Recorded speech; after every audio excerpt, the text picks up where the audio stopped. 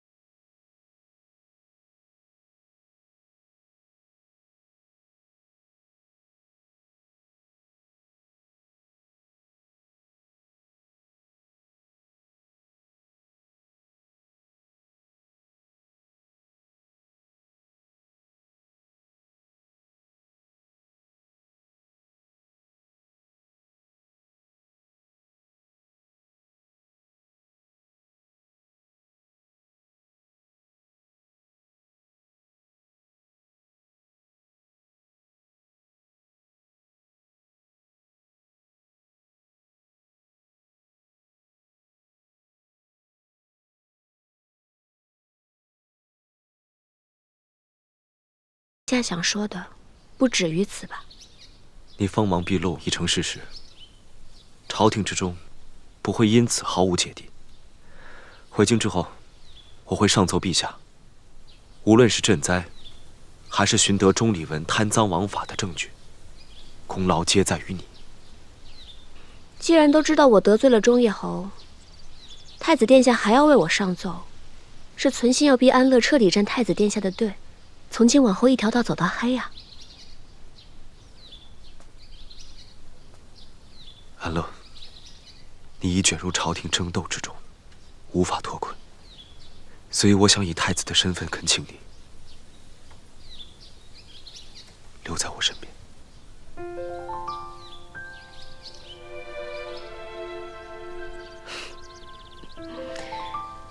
太子殿下不肯娶安乐，却要用帝王之术将安乐绑在身边。不知太子殿下是否还记得，我曾对太子殿下说过，只要是太子殿下你祈愿的，我都会尽力为你做到。那既然太子殿下说要做知己，那便做知己吧。既然作为知己都能够来到皇家禁地，安乐应该觉得知足才是。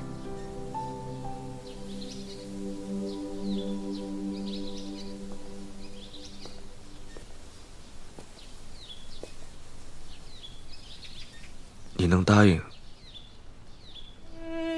我很高兴。只是这太子妃之位虽然不可得，但安乐还是会全力以赴争取。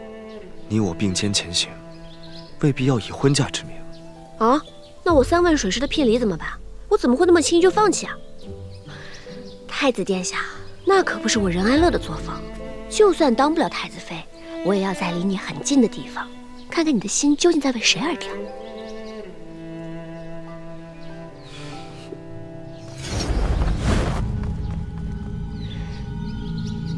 那条尾巴，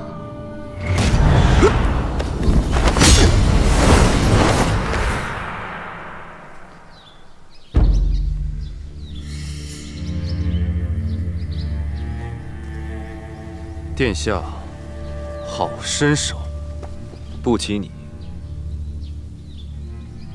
我早料到今日殿下会来苍山，没想到任大人却成了计划里唯一的例外。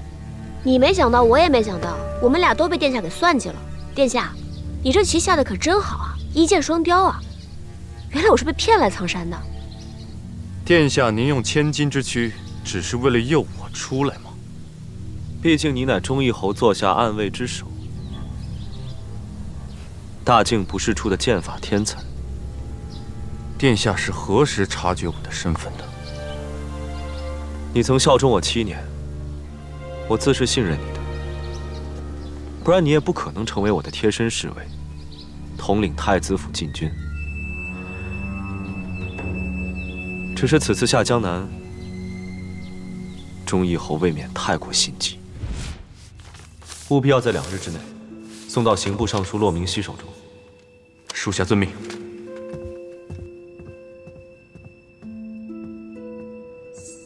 他已经走了，殿下是何时发现他有问题？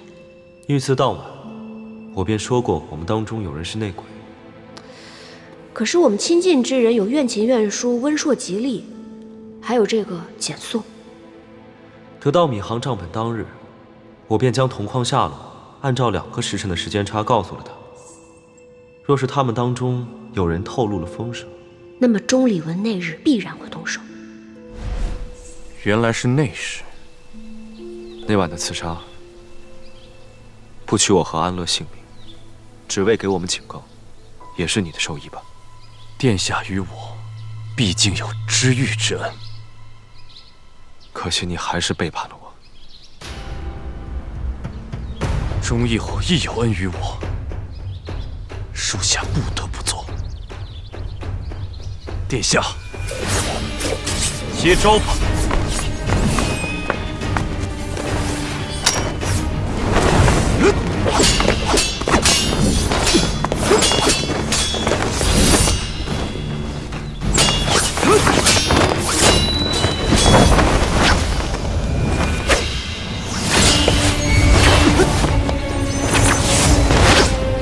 他不是寒夜的对手。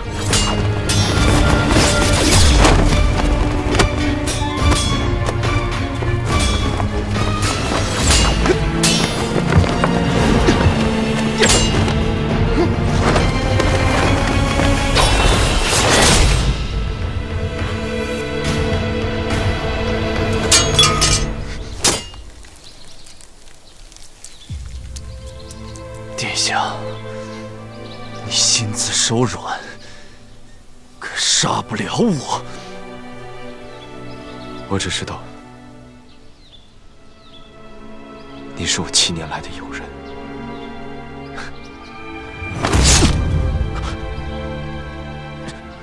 真是殿下值得。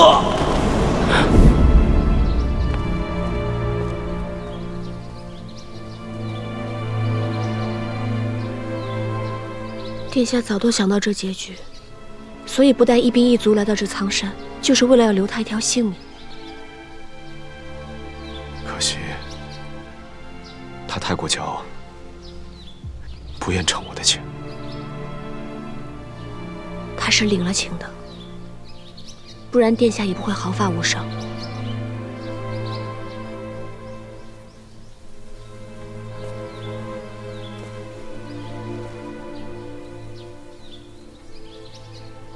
走吧。殿下，殿下与我也是友人与知己相称。若是有一日我对殿下也拔刀相向，殿下。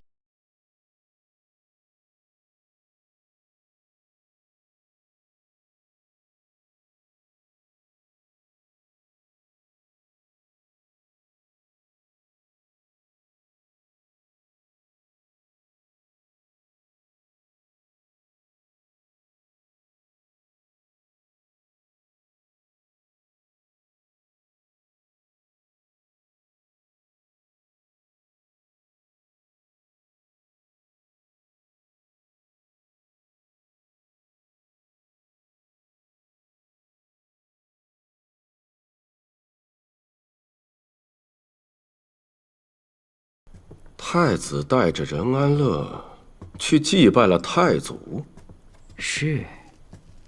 难不成真像任安乐所说，他给太子排忧解难的灵动心思，让太子心动了。赵佛，笑什么？老实说。老奴不敢。朕恕你无罪。陛下，您想想，这任大人江南一行，对忠义侯的一系，又是得罪了一遭。太子殿下，若是真的对任大人有意，太子一向嫉恶如仇，朕一早就知道。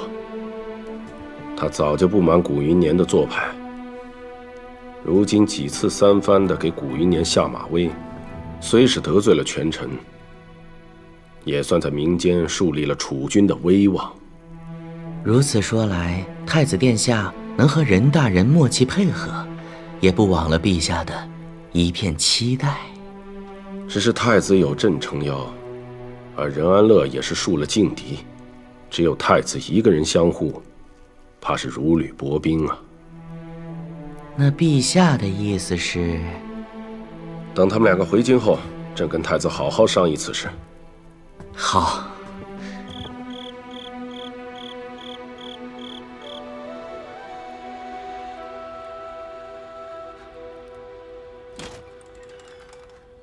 华珍，照我说的做。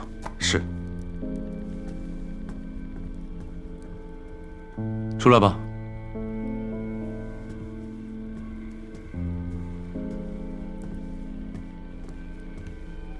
大人，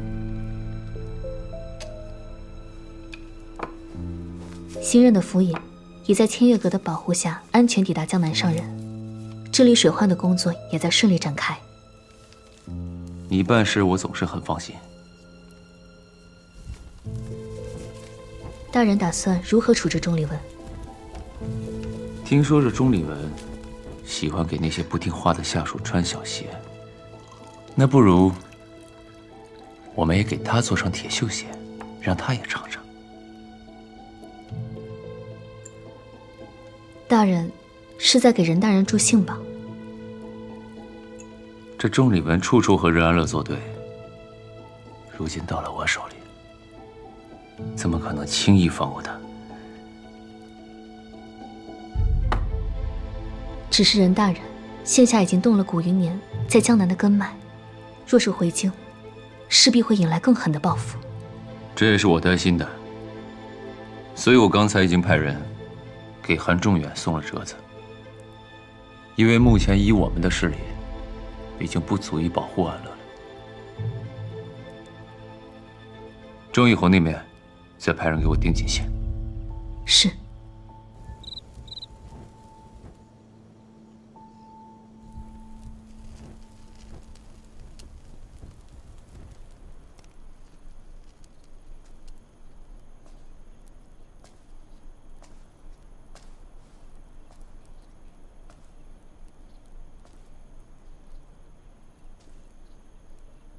简宋死了，任安乐还是安然无恙。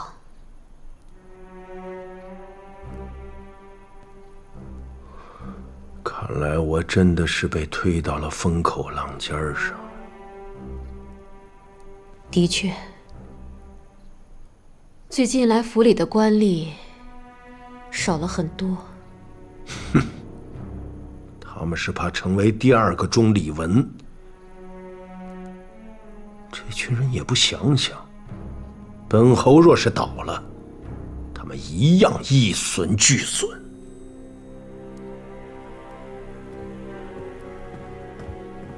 侯爷，那我们现在应该怎么办？夫人放心，断了骨头还连着筋，陛下是不会轻易对我们下手的。那任安乐呢？他只要活在这个世上一天，我就一天心里不能安宁。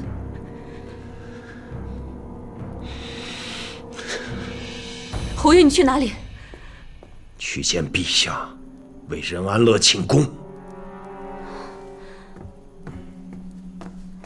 侯爷，你这又是何必呢？他立得大功，难道我还要明面上和他针锋相对吗？夫人觉得呢？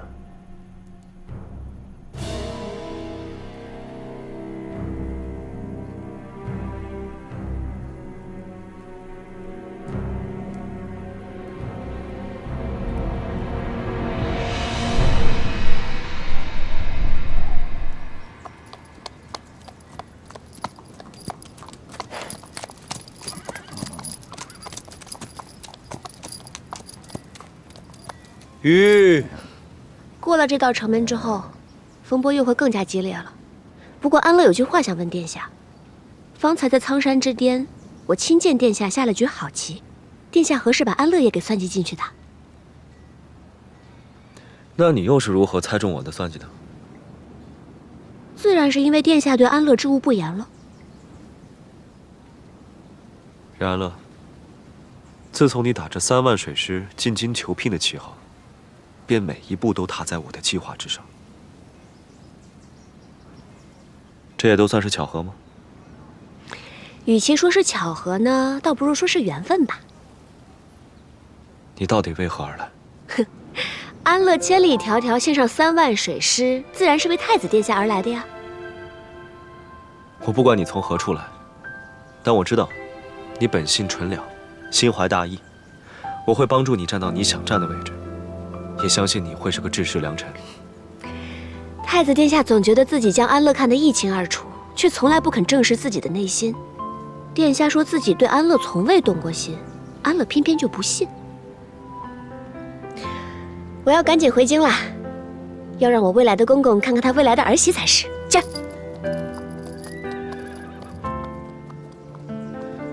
任安乐，你翱翔9天之翅，不该折在我的手里。话说那任安乐与太子联手，屡破大案，江南赈灾之行，更是传为佳话。那日灾民齐聚望江楼，眼见赈灾官兵恃强欺弱，忽有一女子站了出来，用长剑将盛着馊水煲汤的木桶一劈2半。这女子何许人也呀？竟南任安乐。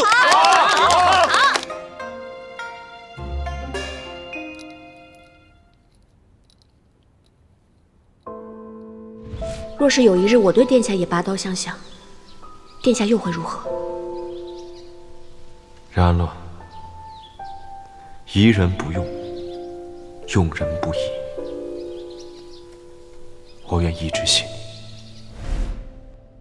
小姐，这2日你不在，这京城可是热闹得很。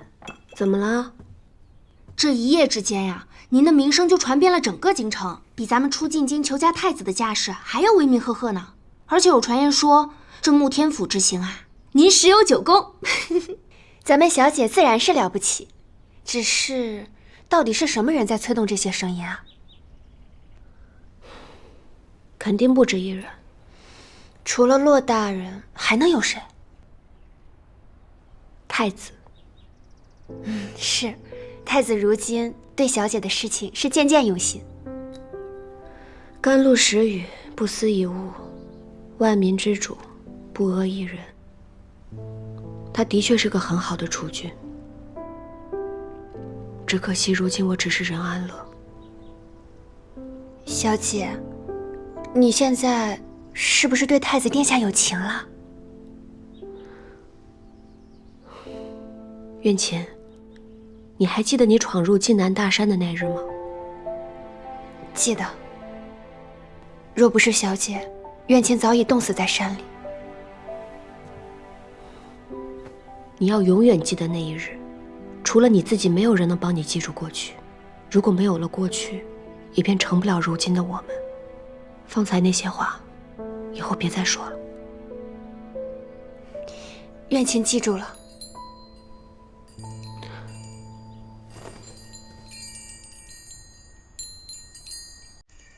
骆明熙。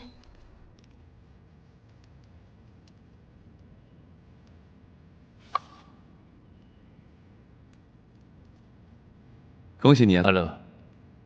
如今这朝堂之上，半数人已经受你恩泽，再加上这江南，也终于落下我们的棋子了。是我和寒夜，还有大家不知道的你。此去江南，有何收获？我随着那个荷花坠子一起去找到了一名叫做钟海的旧师身上。可惜时间过去实在太久，他已经下落不明了。但是在钟离文家中的花瓶当中，确实找到了8万名将士的名录，还有10余名幸存者，他们的名字都被圈出，其中便有钟海。看来这个钟海至关重要，我会派千月阁全力追查。阿乐，如今朝堂之上，半数已经是我们的人，不参选太子妃也可以。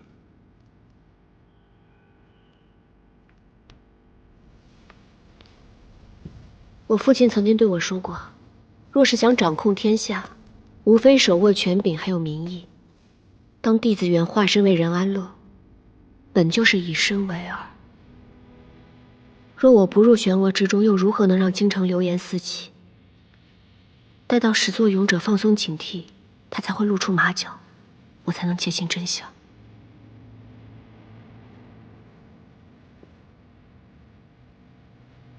可我怕你深陷其中，忘了复仇。寒夜治理江南水患，无论是他的胸襟还是智慧，都当得一个好储君。但灭我8万将士，还有灭我9族的人，正是韩家。他是寒夜。明白就好。朕跟你说的是太子选妃一事，你却跟朕说任安乐。既然陛下已尽数了解此事，也该知任安乐之功。你知不知道，在你来之前，已经有刑部尚书和古云年为其上奏请功了。他为做太子妃而来，这一路上，却将古云年给得罪了个干净。无论他是否只求嫁于你，这个女子都必然不简单。朕已经允许她入选太子妃，以后她就是你的人了，你可把她给朕看好。臣谢过陛下，但臣还是想说，臣妃打住！朕今晚赐宴，有什么话就当面跟任安乐说吧。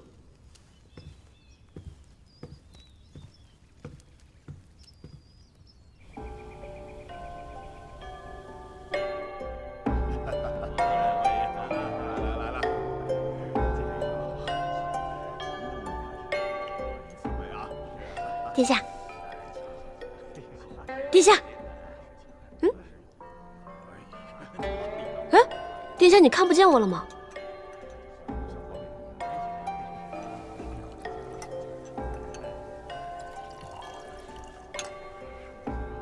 来，任大人，敬你一杯。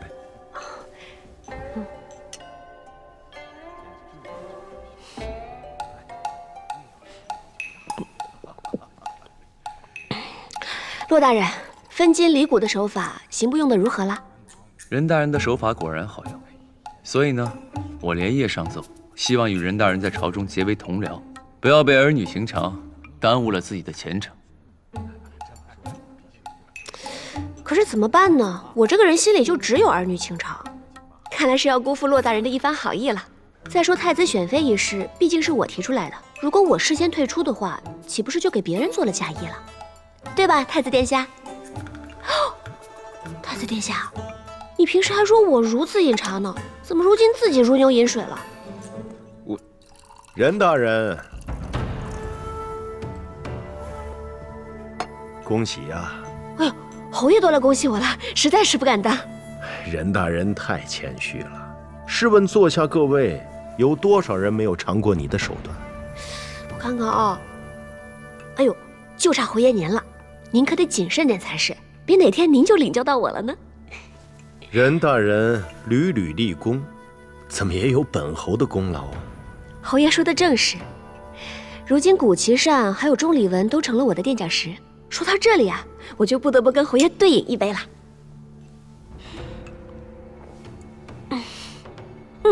还有一杯，就预祝您的女儿可以成就我的太子妃。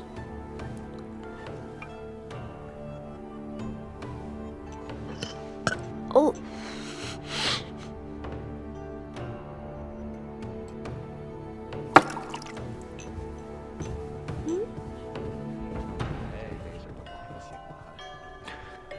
然安乐，这毕竟是在正殿之上。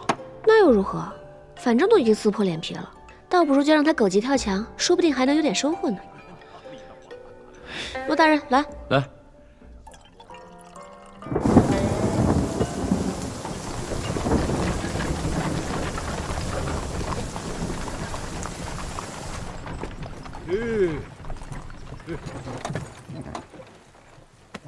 到了。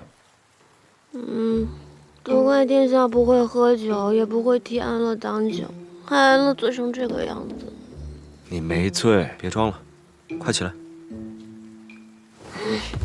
殿下不也一直都在伪装吗？然安乐，你以后别再用太子妃之位当借口了。借口？我跟殿下一起经历这么多，你还是这么认为的？虽然我是输给了先皇的遗诏，但我并没有输给弟子元。无论你怎么说，他如今快要下山了，我们二人必须恪守礼节。那是谁？那人在江南客栈说什么10年殿念皆成过往的？我今后日日得见子元，殿念自然皆成过往。没想到殿下也会说这种赖皮话。然安乐，我必须信守承诺，护他周全。啊！我不听。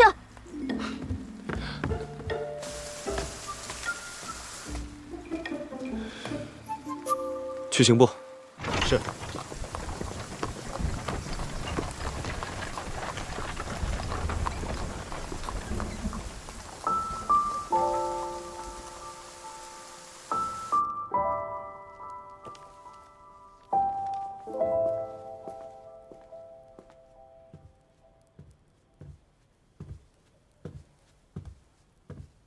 殿下深夜到访，为何不知会一声？以我们俩的交情，我就不能是不请自来？情能转浓，也可以见淡。殿下跟我是哪种，却未可知了。在江南的时候啊，我就在想，你要是跟我在一起就好了，那些烦心事儿都能找你聊聊。如今能跟殿下说知心事的，不还多了个任安乐吗？唯独是他，绝对不可。为什么？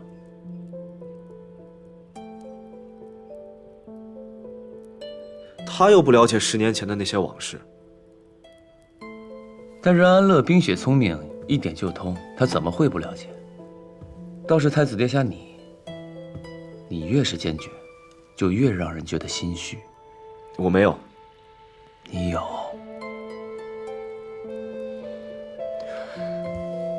骆明熙，我只是欣赏他的为人和才情。你不也是一样？原来太子殿下今日来找我，是想问我为任安乐请功之事。我就是在想，你为何对任安乐也如此上心？这个“也”用的倒是巧妙。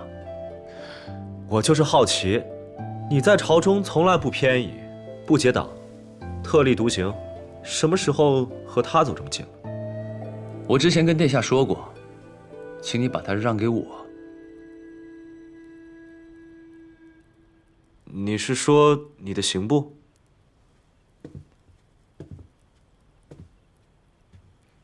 因为我也是孑然一身。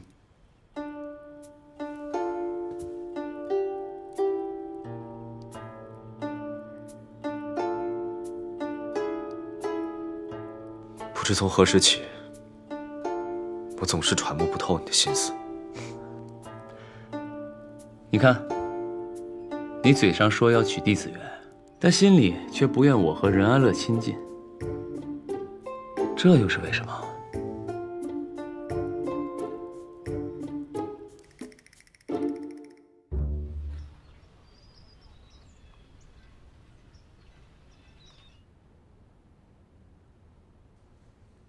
殿下，你又重话了。没想到我们的太子殿下也会近乡情怯。我只是许久未曾见过他了。相逢即是圆满。温硕，也先恭喜殿下了。只是你和安乐姐真的就止步于此了吗？我虽然一直没见过你说的岱山那位，但听你的形容，我觉得跟安乐姐更加贴切啊。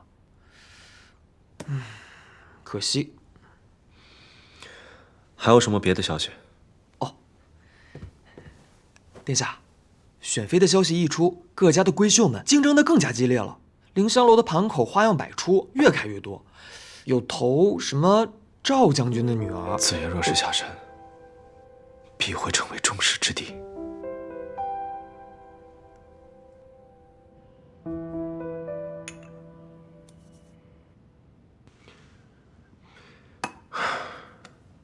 这任安乐劝陛下让帝家孤女下山，有何居心？此事必有蹊跷。任安乐一向不按常理出牌，侯爷你又不是不知道，浑水摸鱼嘛，这水越浑才越好。帝家孤女绝不能下山。相爷，当年你我奉旨查抄帝家，帝家孤女都是看着的。若是他这次回来，肯定会找我们复仇。一介孤女，翻不起什么大浪。更何况现在不希望她到此地的，不止一位。陛下松口了，太后娘娘也不会轻易让她下山的。侯爷啊，静观其变。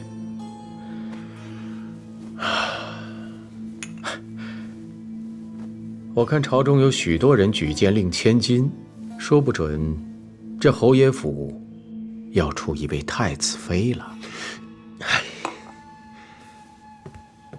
调侃我？哼！太子选妃乃是朝中头等大事，我府现在处于风口浪尖，稍有不慎那就是登高跌重。这群没眼力见儿的，还在不断上奏。令千金是众望所归，侯爷何必唉声叹气呀？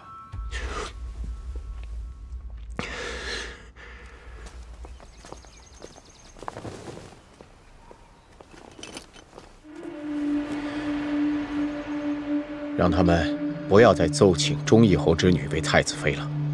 记住，不要一听全听，要循序渐进。是。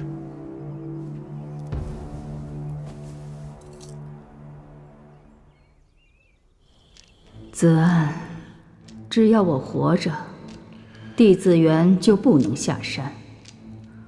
既然他要下山，那他就不能是帝子元。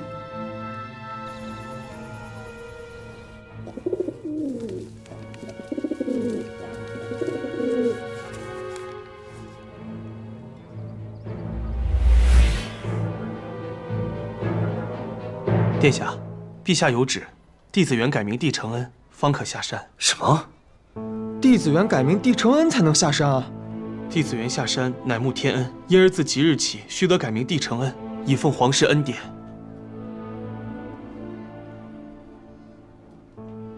为何要如此折磨紫元？殿下，你觉得帝小姐她不会改名啊？10年前的那桩旧案，紫元他断不可能认为自己是承慕天恩的。殿下，你这是要去哪儿啊？进宫见陛下。他怎能如此折辱紫元？殿下，这不只是皇上的旨意，也是太后的意思。殿下，你现在触怒陛下，紫元小姐的处境只会更加艰难。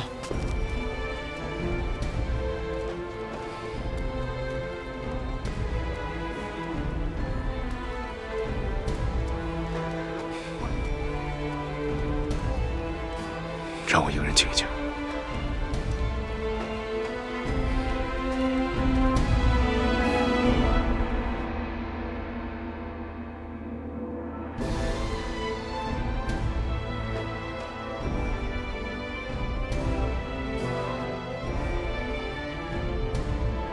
杀人诛心，他这道旨意下得真够决绝的。看来我们还是把韩仲远想得太善良了。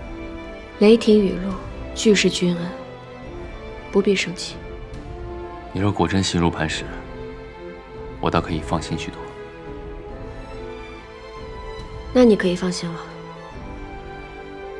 诛灭九族都已做了，留下遗孤当然是恩赐，能够换个名字下山当然是莫大的恩赐。够了，阿乐，我了解你，你断不会对仇人逆来顺受。子渊，10年未见了，你过得可好？我知道以你的性格，绝对不会改名下山。我可能一生都不会再见你。希望你在岱山能够安好。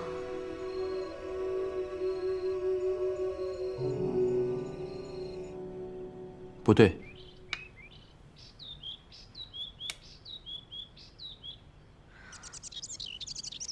也不对。日也下棋，夜也下棋，烦死了！这有什么好学的？棋你是必须要学的，毕竟他棋艺高绝。可是我不喜欢下棋。既然今日不想下棋，那我们改日再下。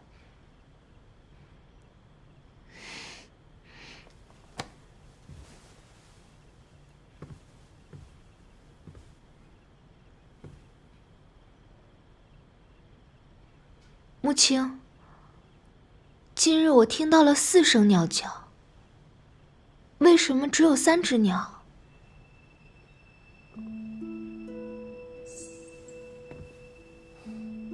有一只飞走了。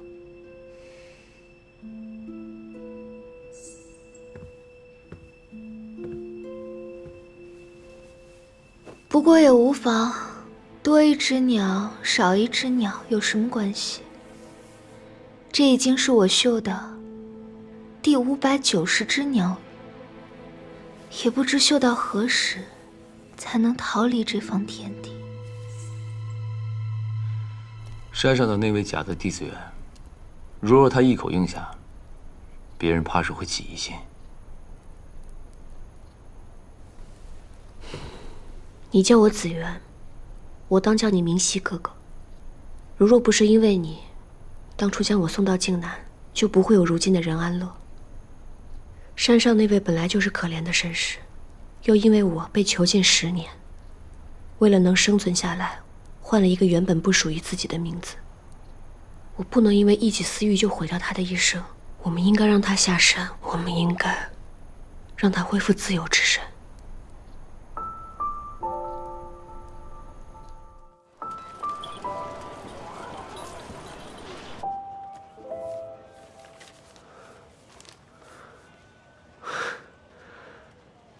真的是他的字迹，一并帮我包起来吧。好嘞。这本书我要了。啊，殿下，这本书对我来说有特殊的意义。你可以换个别的吗？我都应你。换别的吗？殿下总允诺安乐看不上的东西。我们安乐寨的规矩是什么？想要的东西必须买到，买不到的东西抢也要抢到。所以这本书我要定了。这金子你是要还是不要，就随你了啊。要。安乐姐，这本书对殿下大有用处，我们可以给你2倍的金子。你当我们穷啊？然了，你若是真的喜欢，我手抄1份与你，可否？那可也不是不行。但是太子殿下，你必须得告诉我，你为何非要这本书不可？这是子元父亲的遗物，我挑出来要送给他的。看来是送给情敌的，那我就更不能给了。哎，拿来！有本事殿下自己来拿。史安乐，别胡闹！殿下可要接吻喽！这下我看你怎么接。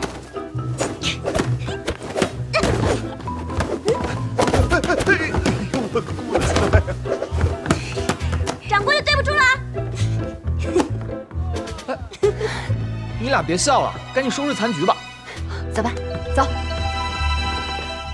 然乐，你听我说，我知道你是重情义、明是非之人。此书上有子元父亲的手迹，现在陛下下旨，让子元改名才能下山。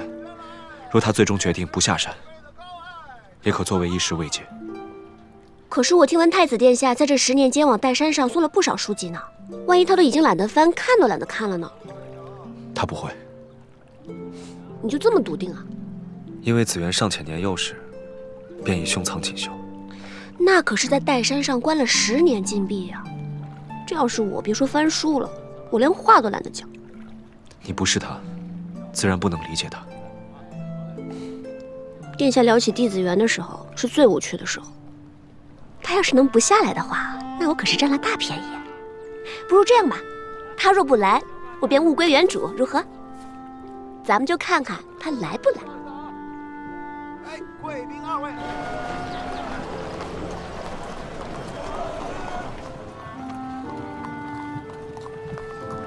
真是您的自己，父亲，我必为帝家洗清冤屈。